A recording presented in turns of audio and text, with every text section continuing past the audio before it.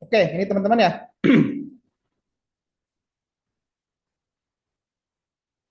Jadi untuk membuka Visual Studio, teman-teman harus install Visual Studio dulu. Oke ya, clear ya, benar ya. Install Visual Studio 2022 minimal gitu. Kemudian nanti setelah diinstal, dibuka teman-teman Visual Studio 2022, nanti akan muncul jendela seperti ini. Tapi beberapa juga ada beberapa kasus juga yang downloadnya belum lengkap gitu ya teman-teman ya. Kadang-kadang ada yang seperti itu, kadang-kadang jadi dia download tapi baru IDE-nya aja. Bahasa pemrogramannya belum ada. Jadi visual basicnya ataupun yang lain belum ada. Jadi harus di-download secara terpisah. Nanti biasanya otomatis kok. Kalau belum ada, nanti disuruh download lagi. Gitu. Ya teman-teman sudah ada yang mengalami seperti itu ya. Nah ini kita open atau create new project. Kita lihat bahasa pemrograman apa saja yang ada di dalam IDE ini. Kita lihatnya di sini ya teman-teman ya. Ada banyak. Ada C Crash, C++, F Crash, ada JavaScript, Python, Query Language, TypeScript, Visual Basic, dan XAML. Ini ya. Ada juga bahasa pemrograman yang add-on teman-teman ya. Artinya bisa ditambahkan setelah kita menginstal ini gitu. Misalnya kayak ada dia bisa pakai Java, bukan JavaScript ya beda ya. Ini kan JavaScript, pakai Java bisa di sini atau menggunakan bahasa pemrograman yang lain seperti Borland Delphi juga sepertinya bisa ya pakai ini ya Visual Studio ini. Nah, ini bahasa pemrogramannya. Kemudian kita juga bisa pilih platformnya teman-teman. Platform di mana tempat hasil pemrograman kita akan berjalan. Ada Android, Azure, iOS, Linux, macOS, tvOS, Windows, dan Xbox misalkan. Karena kita bangunnya desktop ya, tentunya yang kita gunakan adalah Windows. Nah, setelah itu untuk membuat sebuah project baru di Visual Studio 2022 terutama, teman-teman jangan lupa pilih ini programnya yang Visual Basic. Dipastikan dulu ya itu ya teman-teman ya. Karena ini defaultnya itu adalah maksudnya defaultnya aslinya gitu ya. Kalau belum kita apa-apain itu biasanya dia menunjuk ke all language. Nanti takutnya teman-teman salah pilih bahasa programan. Ini kan macam-macam tuh semuanya ada C Crash, ada ya ini VB, ada apa lagi C++, semuanya ada di sini. Dipastikan dulu ini pilih yang Visual Basic. Gitu ya. Kemudian platformnya pilih juga yang Windows. All project type-nya tidak usah dipilih, tidak apa-apa, gitu ya, dibiarkan saja. Nah, kemudian setelah itu di bawah banyak pilihan teman-teman. Kita mau membuat project apa gitu ya. Ada template-nya, ada konsol, ada class library, MTest project, Windows Forms app, dan lain-lain. Oke, ini banyak sekali. Tidak perlu dihafalkan teman-teman ya. Karena yang kita pakai itu dalam mata kuliah ini adalah satu saja, yaitu yang Windows Forms app ini. Windows Forms app. A project template for creating a .NET Windows Forms, WinForms app. Ini ya, .NET Windows Forms. Apa itu .NET gitu ya? Di modul ini sepertinya ada .NET itu. Nah, ini dulu. Apa itu visual ya teman-teman ya? Kemarin sudah beberapa kali saya menyebutkan bahwa visual itu artinya bahasa pemrograman tersebut sudah menggunakan GUI ya teman-teman ya, atau Graphical User Interface. Tidak perlu menuliskan instruksi pemrograman dalam kode-kode baris. Artinya sudah GUI gitu ya. Makanya pemrogramannya nanti masuk ke komponen-komponen GUI-nya. Nanti lihat seperti apa ya. Kemudian cukup melakukan drag and drop objek-objek yang akan digunakan. Misalkan teman-teman mau menggunakan objek tombol gitu ya, atau menggunakan objek teks, itu nanti ada. Visual Basic merupakan salah satu bahasa pemrograman yang mendukung Object Oriented Programming atau OOP. Jadi kemarin sudah kita bahas untuk mata kuliah ini, kita tidak menggunakan paradigma OOP gitu ya teman-teman ya. Alasannya sudah saya kemukakan kemarin, pertemuan pertama. Nah, karena pemrograman visual itu adalah pemrograman yang menggunakan tadi GUI, Graphical User Interface ya, maka dia juga punya ciri khas yang biasanya itu memakai konsep event driven. Event itu kejadian ya, driven itu artinya dikendalikan atau di trigger atau dipicu ya, dipicu oleh kejadian atau event driven. Nah, kode program tidak mengikuti alur yang ditetapkan awal, artinya jadi bahasa pemrograman itu teman-teman ya, biasanya dia membaca source code atau kode sumber itu baris per baris. Oke? Jadi dibaca dulu dari baris pertama, 2, 3, 4, 5 gitu ya. Kayak teman-teman kemarin free basic itu kan masih text based. Jadi cara kerjanya seperti itu teman-teman. Jadi membaca baris per baris. Gitu ya. Nah, tapi kalau event driven programming itu tidak seperti itu. Jadi dia berjalan berdasarkan apa? Eksekusi program dapat berlainan, berjalan berdasarkan event yang diberikan. Seperti itu.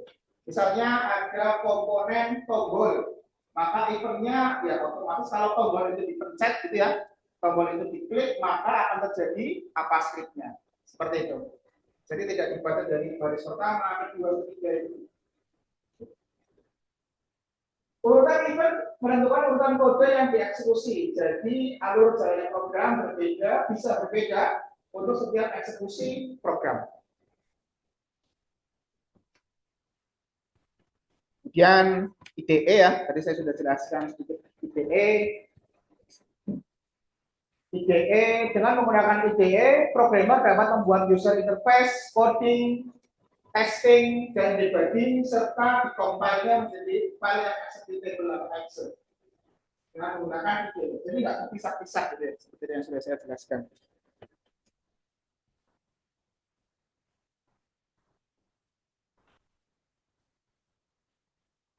Visual Basic merupakan bahasa pemrograman yang sangat mudah dipelajari dengan teknik pemrograman visual gitu ya. Nah, ini terlihat dari dasar pembuatan dalam Visual Basic adalah form tadi teman-teman ya. Nah, ini dasar atau awal dari pembuatan program Visual Basic itu adalah form. Nah, kita lanjut dulu ya. Kita lanjut coba. Untuk membuat sebuah project, tadi kita pastikan dulu bahasa pemrograman yang dipilih adalah Visual Basic. Platformnya adalah Windows, serta pilih template yang Windows Forms App. Ini ya, Windows Form Apps. Kemudian di sini klik Next, teman-teman.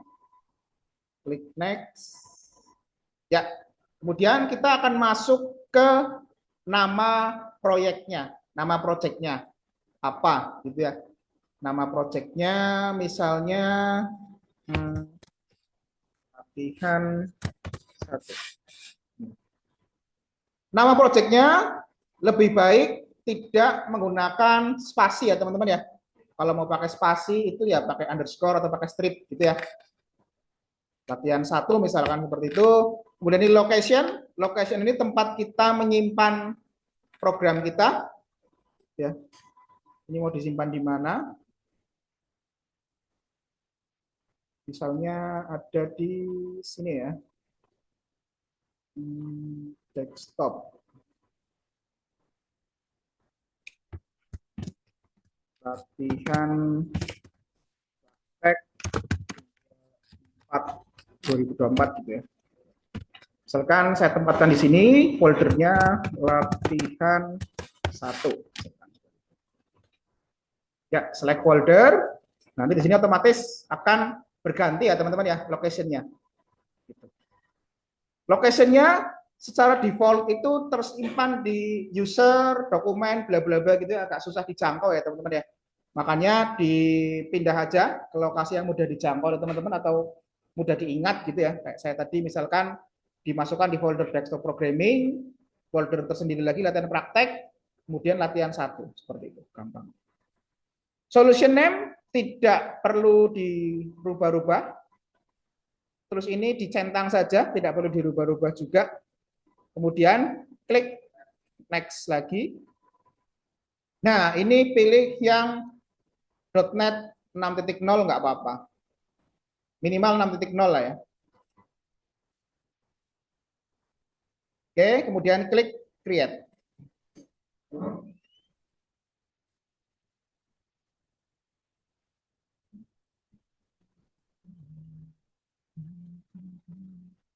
Nah, mulai creating project. Lihat di sini, nggak perlu sign, ini yang community. Ini ditunggu. Ya, nggak masalah. Oke, sambil menunggu tadi selesai loading, kita lanjut dulu. Sejarah perkembangan Visual Basic, atau mungkin sekarang lebih sudah tahun 2024. Visual Basic 1.0 itu dimulai pada tahun 1991. Kemudian versi 2.0, 92, 3.0 tahun 1996. Versi 5.0 itu tahun 97, 6.0 itu tahun 98, teman-teman. 98. 7.0 itu tahun 2003, 8.0 tahun 2005, dan seterusnya. 9.0, 10.0, 11, 12, 13, 14, 15, 16, 17. Ini yang kita pelajari sekarang itu adalah tahun versi 2022 ya, versi 17.0. Mungkin sekarang sudah lebih lagi ya teman-teman, ada versi 2024 mungkin. Karena biasanya sih Microsoft mengeluarkan versi baru itu paling cepat 2 tahun sekali ya, biasanya seperti itu. Biasanya paling cepat 2 tahun sekali kalau untuk aplikasi-aplikasi pendukung ya, kayak Office misalkan gitu. Ada atau Visual Basic dan seterusnya. Itu paling cepat 2 tahun ya. Ini bisa kita lihat, ada yang setahun, ada yang 2 tahun, ada yang 3 tahun gitu ya.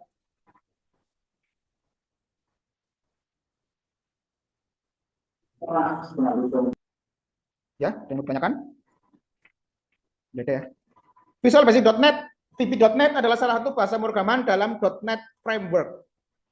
Cikal bakal dari VB.NET adalah bahasa basic, tadi sudah singkatannya, Beginner All Purpose Symbolic Instruction Code. Di sini ada kata-kata kunci yaitu all purpose ya teman-teman ya. All purpose artinya adalah semua tujuan ya. Artinya dia merupakan bahasa pemrograman yang general.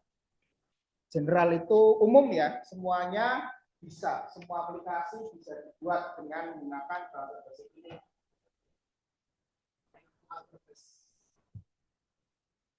Diciptakan pada tahun 1964 ya oleh Profesor tadi John Kennedy dan Thomas Kurtz.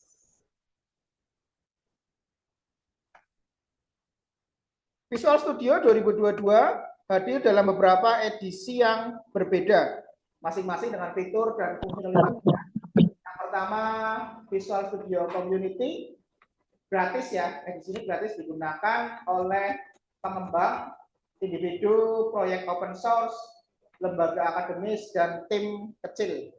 Artinya dia bisa mengembangkan software-software yang tidak besar, ya, relatif kecil, atau proyek-proyek open source yang kode sumbernya terbuka dengan menggunakan Visual Studio versi Community Edition. Lembaga akademis boleh. Kalau versi yang lama-lama enggak ada teman-teman ya, semuanya berbayar. Hampir semua itu berbayar. Kalau saya ketika kuliah itu pakai VB 6.0 itu sebenarnya juga berbayar ya. Mulai ada gratisnya itu ya mungkin sekitar tahun 2013-an itu sudah ada Community Edition, Visual Studio 2013. Itu ada Community Edition. Jadi lembaga-lembaga akademis seperti kampus, lembaga riset, gitu ya, tidak perlu khawatir dengan lisensi penggunaan Visual Studio karena bisa pakai yang gratis, bukan gratis karena nge-crack ya teman-teman ya, beda ya, gratis karena nge-crack, ini karena ini kalau ini gratis beneran. Fitur utamanya termasuk semua sebagian besar fitur dasar untuk pengembangan aplikasi, kode editor, debugging, alat pengujian, dan dukungan untuk berbagai bahasa pemrograman. Jadi teman-teman sudah lihat sendiri ya. Bahasa programan apa aja yang didukung, ada C Crash, Visual Basic, F Crash, dan lain-lain. Nah, karena ini versi gratis, tentunya ada keterbatasan ya teman-teman ya. Keterbatasannya tidak memiliki beberapa fitur canggih yang tersedia di edisi profesional dan enterprise. Ya, berikutnya adalah Visual Studio Profesional. Edisi ini berbayar, seperti namanya profesional ya. Fitur utama hampir sama dengan edisi komunitas, hanya lebih lengkap.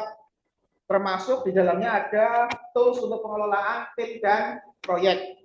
Seperti itu. Di Community Edition juga ada, tapi lebih lengkap yang punya profesional ya pasti ya. Integrasi yang lebih baik dengan layanan Microsoft seperti Azure, DevOps gitu ya. Cocok untuk pengembang profesional dan tim pengembangan kecil hingga menengah. Project-project enterprise itu sudah bisa lah ya teman-teman ya. Project enterprise yang skalanya menengah. Misalnya bikin aplikasi untuk retailer kayak retailer yang tidak terlalu besar ya, menengah. Berkah Jaya teman-teman, Berkah Jaya di Andang Pangalengan, toko. Ya itu seperti itulah ya, retailer yang tidak terlalu besar. Atau mungkin seperti Rita Mall, itu juga bisa ya. Itu bisa digunakan, dibuat menggunakan edisi profesional. Tapi lebih bagus lagi, untuk skala yang besar itu menggunakan versi Enterprise. Visual Studio Enterprise 2022 ini merupakan Visual Studio yang berbayar dengan harga yang paling mahal ya teman-teman ya. Edisi ini adalah edisi yang paling mahal dan full fitur, benar-benar full fitur.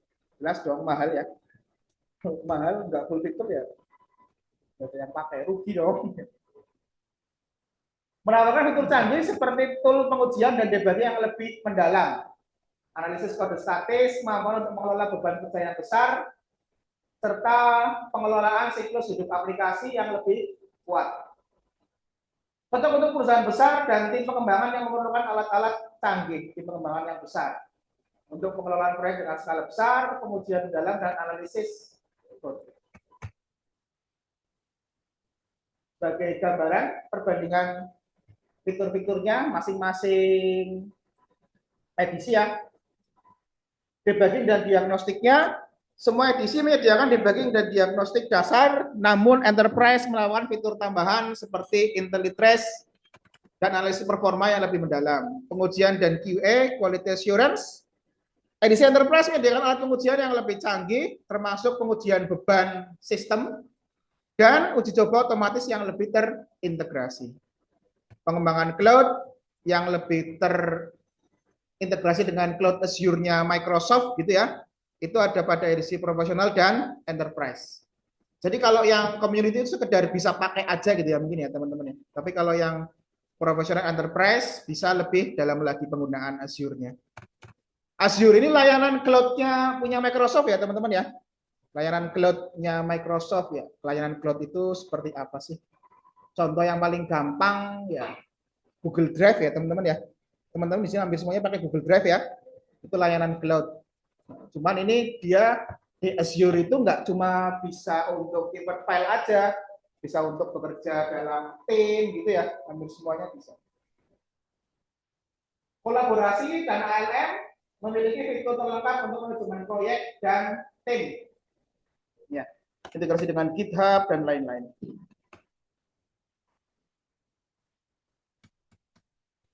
Kemudian edisi lainnya Visual Studio Code itu Visual Studio Code itu cuma ini ya teman-teman ya, apa namanya text editor ya, macam Notepad, tahu Notepad ya, pernah buka Notepad ya di laptop ya, nah itu semacam itu aja sebenarnya, cuma dia bisa digunakan sebagai IDE juga gitu ya, asal mungkin diinstal plugin yang sesuai, jadi harus install plugin lagi, sama aja, karena dia dasarnya cuma ya text editor. Tapi untuk pemrograman yang tidak butuh IDE, tidak butuh apa namanya, interpreter atau compiler yang terintegrasi ya cukup powerful juga. Contohnya seperti teman-teman web programming ya, sudah belajar ya? Web programming seperti pemrograman HTML, PHP itu pakai Visual Studio Code, oke juga, nggak masalah, gitu ya. Cakep juga tampilannya. Paling bagus sih kalau untuk PHP, HTML sih menurut saya ya. Paling sekarang paling mudah dibandingkan Notepad++ ataupun satunya lagi apa itu waktu itu saya lupa. Kemudian Visual Studio for Mac, ini Visual Studio yang digunakan untuk Mac OS, punyanya Apple ya teman-teman ya.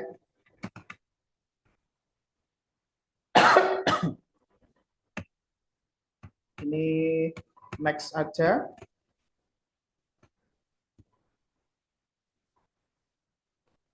Sudah mulai mengantuk ya tampaknya. Lelah ya.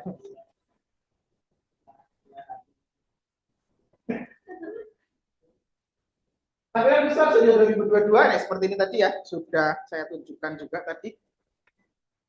Visual Studio 2022. Ini seperti ini kurang lebih. Yo ada. Oke, seperti ini. Ada yang ditanyakan sampai sini, teman-teman? Nah, ini formnya sudah jadi ya. Formnya sudah jadi seperti ini. Tampilan Visual Basic Visual Studio Code IDE 2022. Visual Basic seperti ini, teman-teman. Di sebelah tengah sini adalah jendela form.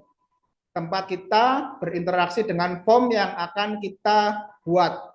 Tempat kita nempelin atau menempelkan komponen-komponen untuk program yang akan kita bikin. Oke, di sini ya di form.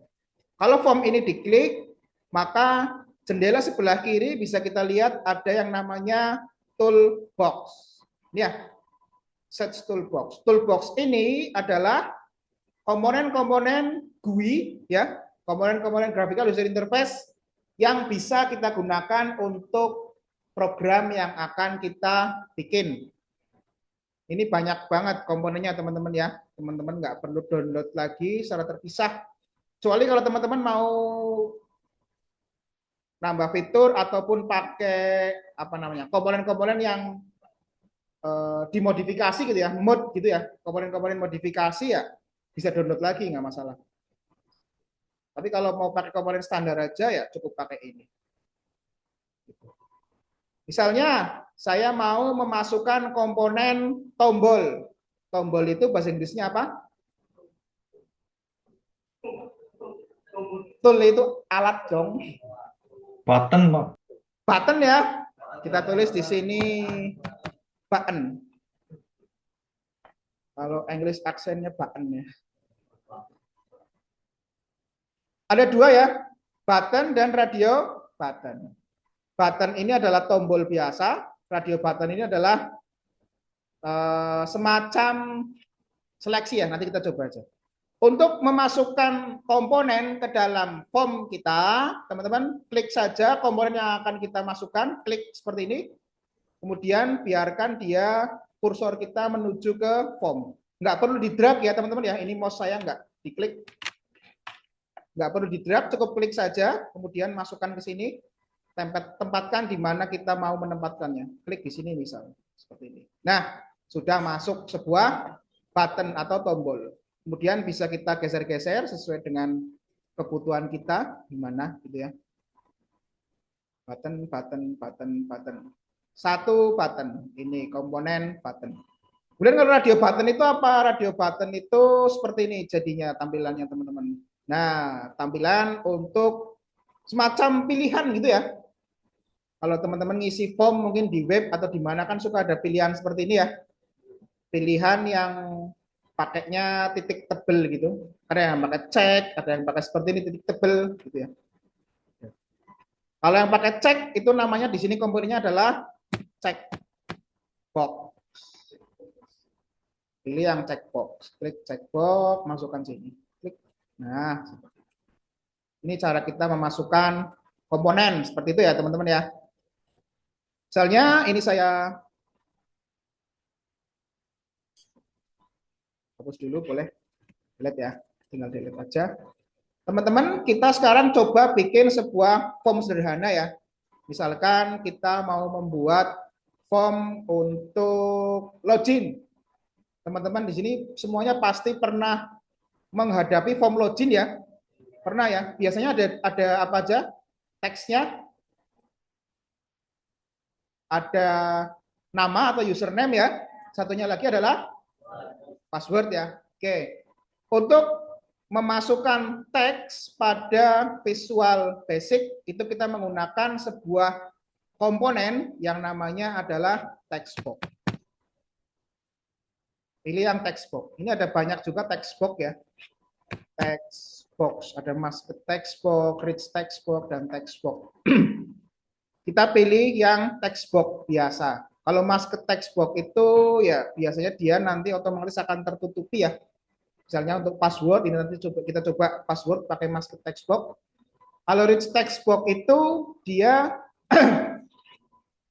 text box yang bisa menampung multi line atau multi baris ya, dan bisa menampung karakter lebih banyak daripada text box biasa. Itu rich text box. Kurang lebih seperti itulah. Kita coba yang text box dulu ya. Klik sini, kemudian klik di sini. Nah, panjang pendeknya bisa kita atur, teman-teman. Kita atur ini panjang pendeknya. Kemudian, nah, lebar kolomnya kita atur sesuai dengan besar huruf. Besar huruf yang kita gunakan ya, teman-teman ya. Contoh misalkan ini adalah ukuran hurufnya adalah bisa kita lihat di sebelah kanan bawah. Oke? Kanan bawah. Sebelah kanan persis ini adalah Solution Explorer. Tempat file atau tempat kita melihat file-file form-form yang sudah kita buat. Itu di sini, ada di Solution Explorer. Nah, untuk bisa mengetahui apa namanya? Properties atau apa ya? Ya properties ya kalau saya bilang ya, bahasa Indonesianya apa sih properties itu? Properti ya, kepemilikan. Bisa Pak, kepemilikan. Untuk kita bisa melihat atribut. Nah, kepemilikan atribut dari sebuah komponen itu bisa kita lihat di bagian bawah sini, teman-teman. Nah, ini jendela properties. Nah, properties ini mengandung semua atribut yang dimiliki oleh sebuah komponen ya. Dari misalkan font, hurufnya, gitu ya. Kemudian lines, right to left, bla bla bla semuanya ada di sini. Right to left itu kayak apa sih? Rata kanan rata kiri ya kalau di Windows Word ya. Semuanya ada di sini teman-teman. Termasuk nama komponen atau teks defaultnya apa bisa kita setting di sini. Ya, kita butuhkan di sini adalah sekarang saya mau memperlebar text box saya ya. Maka kita yang kita ganti adalah ukuran ininya. Ukuran hurufnya kita gantinya di bagian klik dulu komponen yang akan kita ganti propertiesnya ya. Pastikan sudah tepat. Misalkan saya mau mengganti text box ya, saya klik text box-nya. Karena kalau kita klik di sini, ini mengarah ke properties si form. Kalau saya klik sini, ini kan text box ya. Beda ya teman-teman ya. Misalkan saya pilih font ini ya, fontnya saya klik. Nah ini size-nya kita perbesar jadi 16 misalkan. Nah otomatis dia lebarnya bertambah lebar. Nah ini seperti ini. Ini digunakan untuk tadi username ya. Kemudian satu lagi adalah kita gunakan mask text box untuk passwordnya. Sama prosesnya teman-teman ya. Diluruskan dulu kanan kirinya, kemudian disamakan lebarnya dengan menggunakan tadi font. Mana font? Appearance, nah ini font. Tadi fontnya adalah 16 ya. Oke, seperti ini. Nah, Formnya ini bisa kita kecilin, gedein ya teman-teman ya, tergantung kebutuhan. Kita kecilin segini misalkan, biar cakep. Yo. Estetika dalam pembuatan user interface juga penting ya teman-teman ya. Makanya kemarin kan ada pemrograman itu menggabungkan antara seni, ilmu, dan teknik ya. Nah, seninya ini di sini ya, membuat user interface. Masuk seni ya teman-teman ya. Tadi apa saja sudah? Username dan password. Kemudian ini ada button 1. Nah, kalau kita mau membuat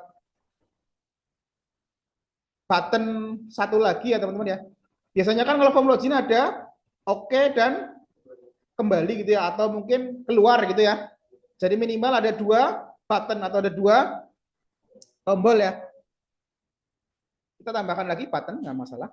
Di sini kita cari lagi button. Jadi ada button 1, ada button 2. Nah, tapi masalahnya adalah ini namanya masih button 1 dan button 2. Harusnya kan oke atau keluar gitu ya. Maka bisa kita ganti nih. Kita ganti tulisan button ini dengan masing-masing sebelah kiri itu oke, sebelah kanan itu keluar ya. Cara gantinya gimana? Sama dengan melihat di propertiesnya.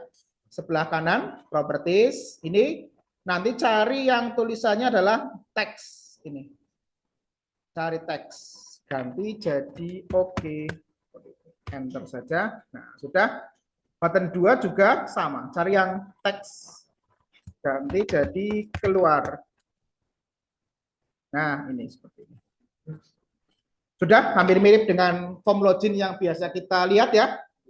Tapi kayaknya ada yang kurang deh. Apa kira-kira? Perintah. Perintah apa? Perintah atau keterangan ya mungkin ya. Keterangan ini kolom apa gitu ya. Nah, itu tepat sekali.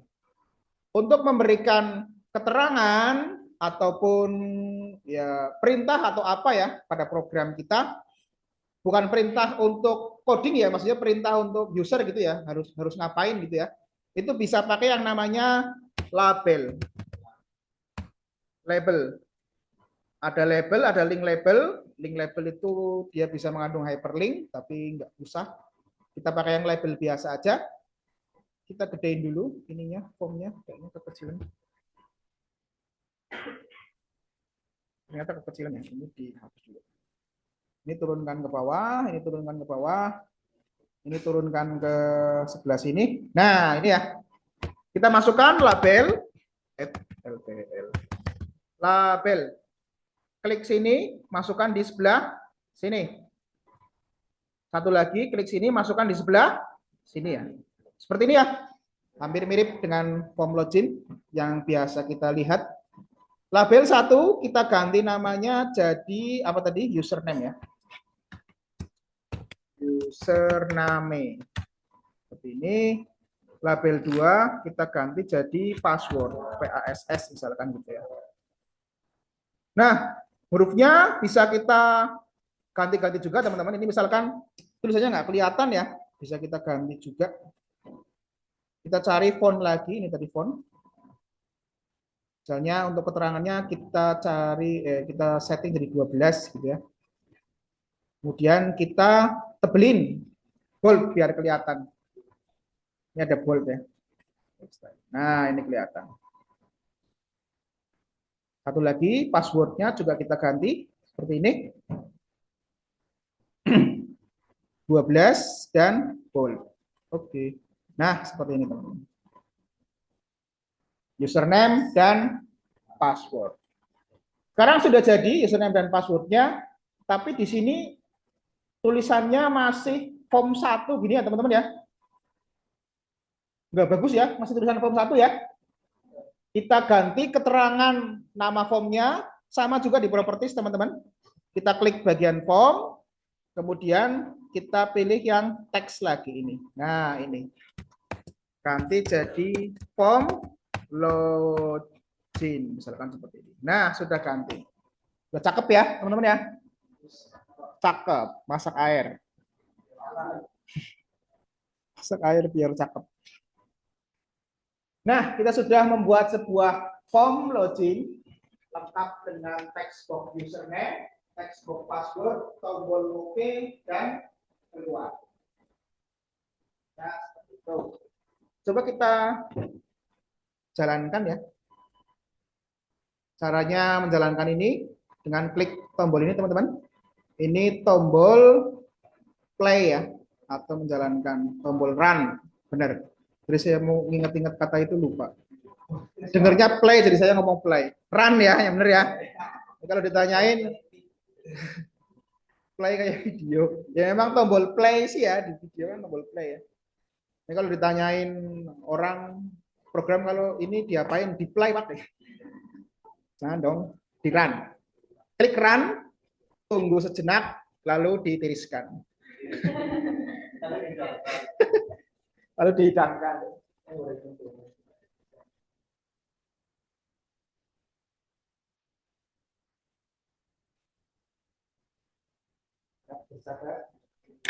Nih, belum ujian baru 40.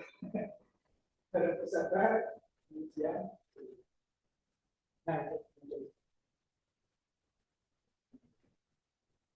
Nah, jadi ya teman-teman ya, kalau di jalan apa-apain kan cuma kita baru bikin formnya aja.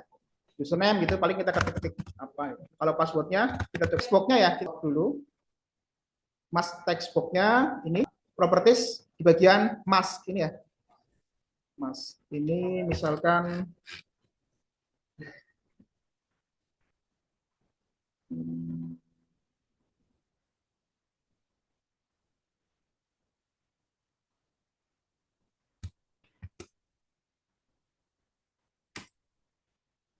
coba pakai apa?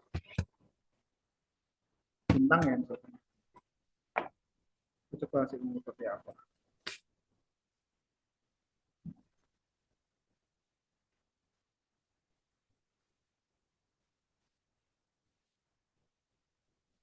Kok bintang? Belum jalan. Tetap seperti ini ya.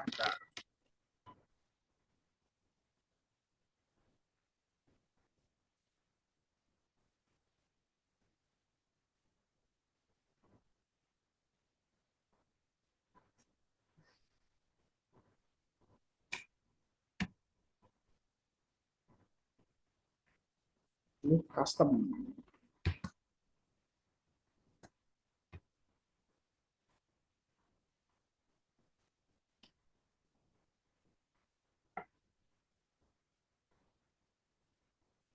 Kita coba pilih custom seperti ini.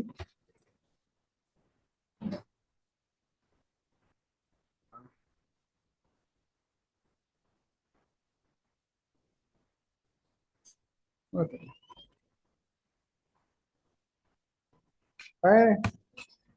Ini ya, bukan mask ya, password char.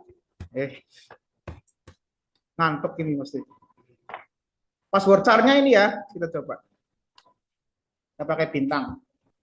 Kan ngantuk beneran kan?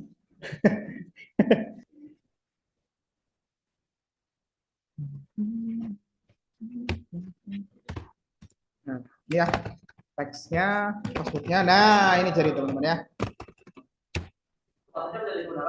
Belum dong, kan belum ada apa-apanya. Belum ada perintahnya ya. Masih kosong.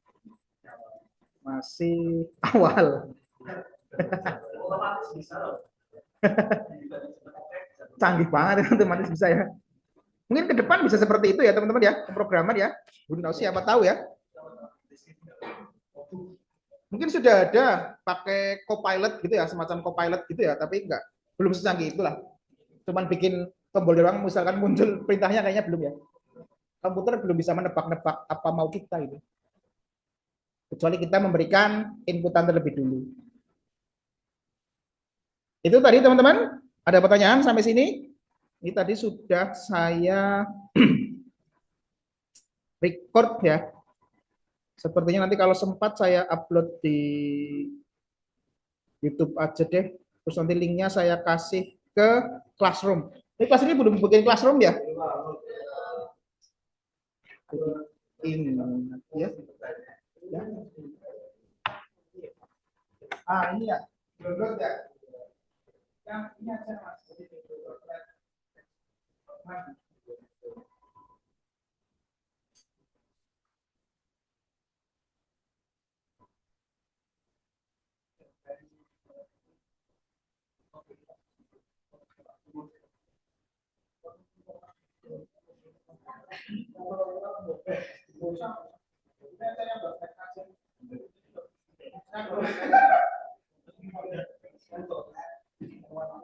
Downloadnya di kampus saja ya, udah dapat pas wifi-nya kan?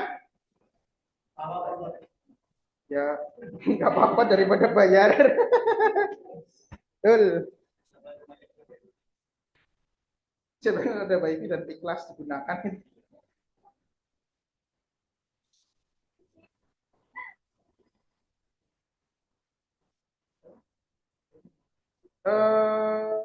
Saya mau ngapain tadi? Bikin classroom ya.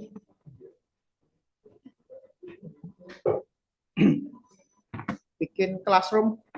Oke, ini recordnya saya stop dulu ya. Nanti kalau sudah saya ini.